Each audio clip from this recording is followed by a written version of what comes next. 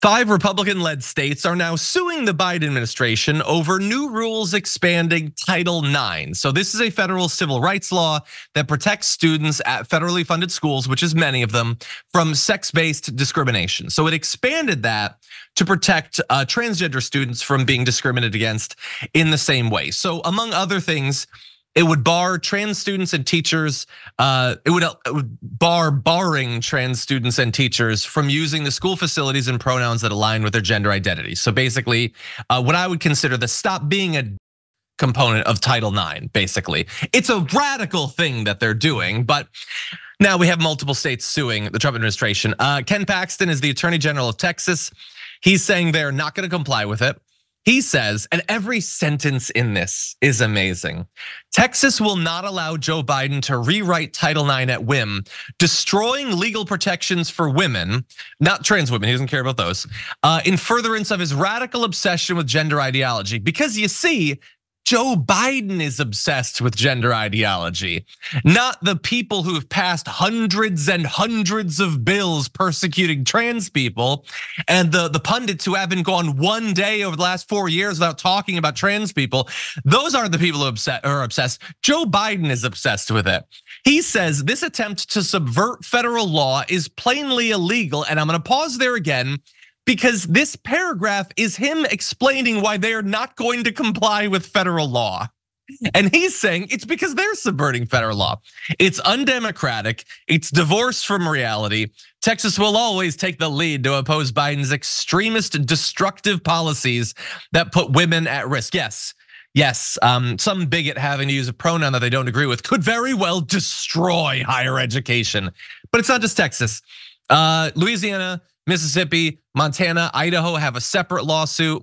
Louisiana's Attorney General Liz Murrill says this is all for a political agenda. She means Biden, not them. The fact that this has taken the place of all other legislation and ideology is not their political agenda. Those trying to protect trans students from persecution, they're the ones with the agenda. Hey, I'm glad you're here. Listen, in order for the Damage Report to keep on going, we need viewers like you to become a member on YouTube. Can you click the join button on YouTube today? Thank you.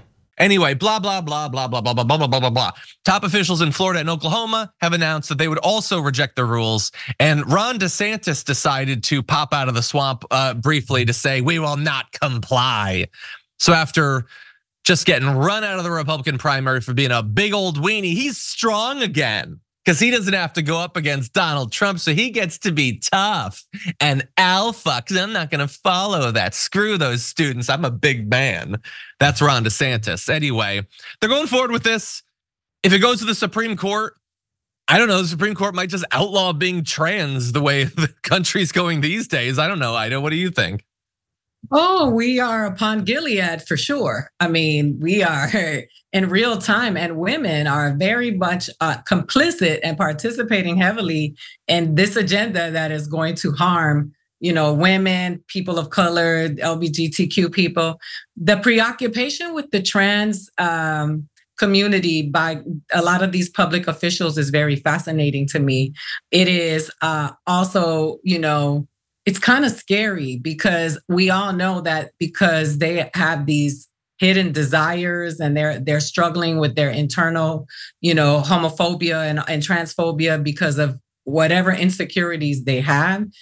You think about the states that you called out and think about their education program, their education system. You talk about Louisiana, who's one of the poorest states in America. They have so many issues that are so important, like Houston in Texas has one of the biggest, that was the city that had the most evictions, I believe. They have a very homeless population. When you think about all of the problems that those states have, when you talk about Mississippi, where the average person makes, I don't know how much money, the education system, the reason Mississippi's crime rate is so low because they have, it is a mess. And when you think about this being at the top of the agenda, and this is what y'all are talking about to the news, should let the people know that the trans population is such a small population in this country, such a small population that you are putting that above everything else because of your own fears and insecurities about yourself. Yep. is really, really scary because in places like Louisiana and Mississippi and in Florida and Oklahoma, the people are suffering and they burning books and trying to ban trans people. But the books and the it's just, I mean, I can't even put words to it because it's so frustrating to think about the condition of the average working person in those states. Just think about the condition of the person who makes just enough to get by, who probably doesn't even come in contact with a trans person or that's not even a part of their world. The fascination and this circle jerk that they have is because they know that it stokes the fears. And that's what I'm telling you. All of the bigotry that this country is founded on, that it stands on, is what dominates what we think about in this country. Because the reality of it is that Mississippi got a lot to worry about. And, they consume a very high level. And I learned this on the Young Turks when I did a story with Jank. They're one of the states that consumes the highest level of gay porn in Mississippi. So when you think about the agendas of why those people are so preoccupied is because that's where those people are suffering the most, the closeted people, Yeah, definitely. Look, Mississippi, Louisiana, these states do have a lot of problems. And I'm not an expert or whatever, but I think if I were to rank their problems, I think number one is trans field hockey players. I think number two is trans hockey players.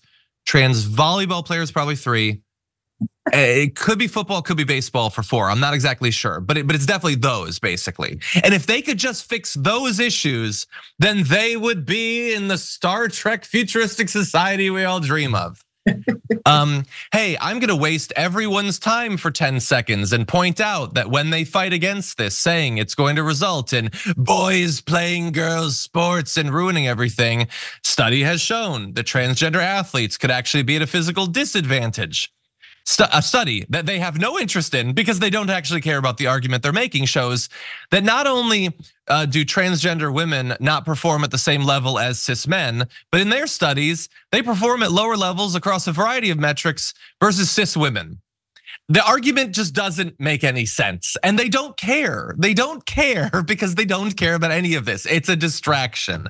And when I think about the fact that Texas is leading the charge in this, I think about a story we talked about the pre-port this morning, which is that Joe Biden said, I'm gonna change it so that when your flight is canceled or delayed, you automatically get a refund. You don't have to go through a whole bunch of rigmarole or whatever. You just get the refund that you're owed.